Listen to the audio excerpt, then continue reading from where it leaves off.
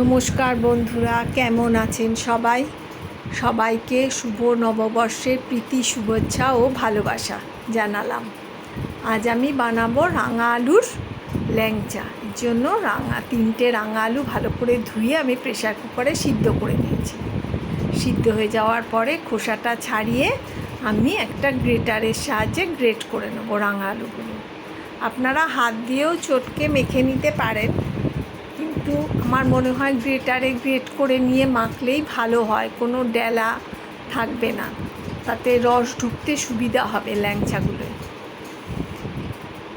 নববর্ষ তো মিষ্টি ছাড়া চলেই না, মিষ্টি মুখ করতেই হয় নববর্ষে, তাই আমি নববর্ষে এই মিষ্টিটাই বানালাম। এই যে গ্রেট করে আমি হাত দিয়ে একটু মেখে নিয়েছি। এবার এর মধ্যে আমি 2 চামচ সুজি দিলাম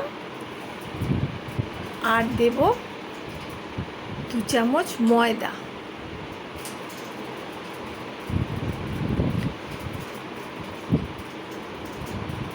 আর গুঁড়ো দুধের একটা ছোট প্যাকেট, 1 প্যাকেট গুঁড়ো দুধ দিলাম। ওই 2 চামচ মতোই গুঁড়ো দুধও দিলাম।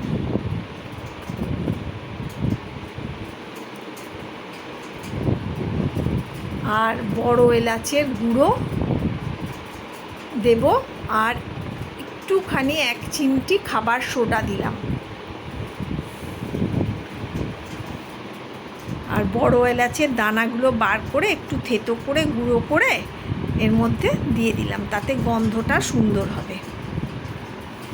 দিয়ে আমি ভালো করে এটা মেখে নেব।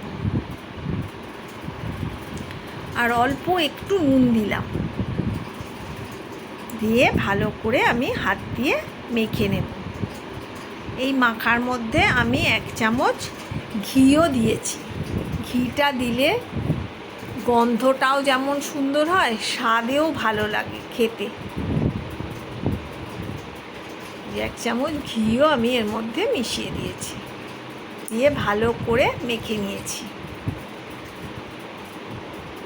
আমার এই রাঙা আলুর ল্যাংচা যদি আপনাদের ভালো লেগে থাকে, তাহলে আমার চ্যানেলটা একটু সাবস্ক্রাইব করে দেবেন। আর আপনারা এইভাবে বানিয়ে খেয়ে আমাকে কমেন্ট করে জানাবেন কেমন লাগলো। মাখা হয়ে গেছে, এবার হাতে একটুখানি ঘি লাগিয়ে নিয়ে আমি ল্যাংচাগুলো গড়ে নেব। ওই মাখাটা থেকে অল্প অল্প করে নিয়ে আমি প্রথমে একটু গোল করব, তারপর ওর মধ্যে একটা নকুলদানা দিয়ে দেবো, তারপর লম্বা করে ল্যাংচার আকারে গড়ে নেব।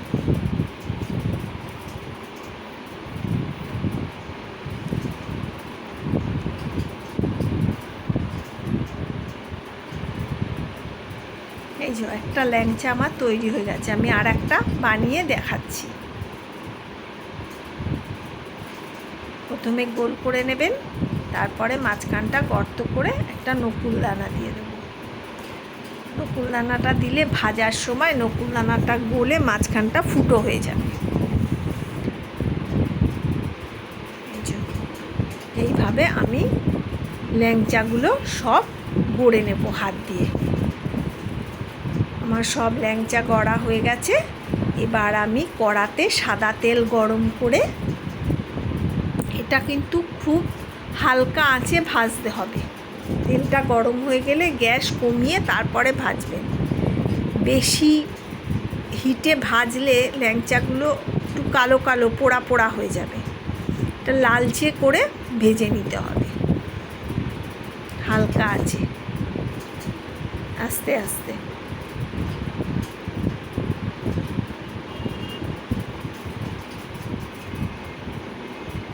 এগুলো উল্টে পাল্টে লাল লাল করে ভেজে নিতে হবে। আপনারা এইভাবে বানিয়ে দেখবেন, এগুলো খুব নরম হয় আর খেতেও খুব ভালো লাগে।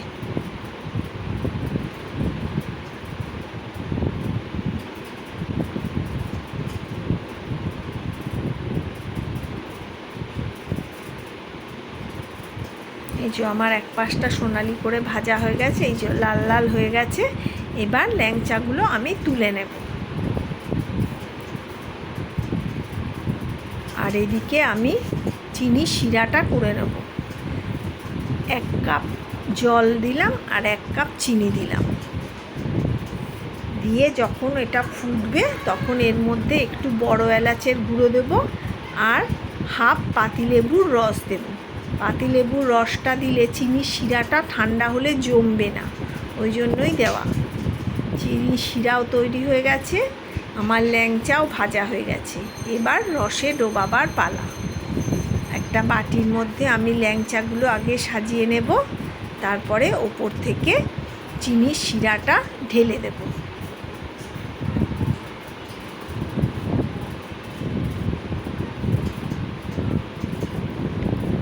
চিনির শিরাটা আমি আস্তে আস্তে ঢেলে দিচ্ছি, দিয়ে আমি 2-3 ঘন্টা এটা ভিজিয়ে রেখে দেব।